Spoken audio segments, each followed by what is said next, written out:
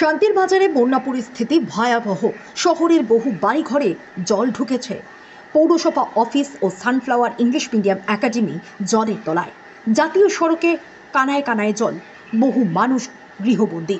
পরিস্থিতি সরজমিনে খতিয়ে দেখতে মহকুমা প্রশাসনের আধিকারিকরা মাঠে। রাতভর ভারী বৃষ্টির কারণে এই পরিস্থিতি। এখন বৃষ্টির প্রকোপ কমলেও থেমে থেমে বৃষ্টি হচ্ছে।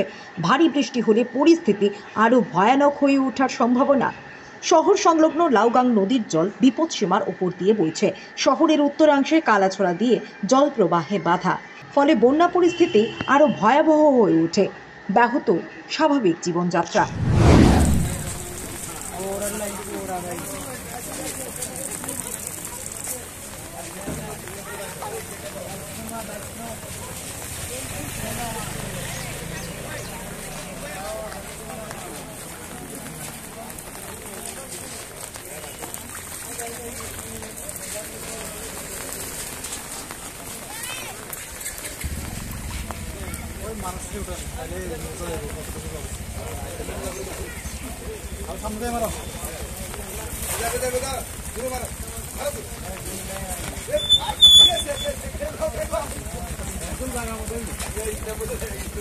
সামনে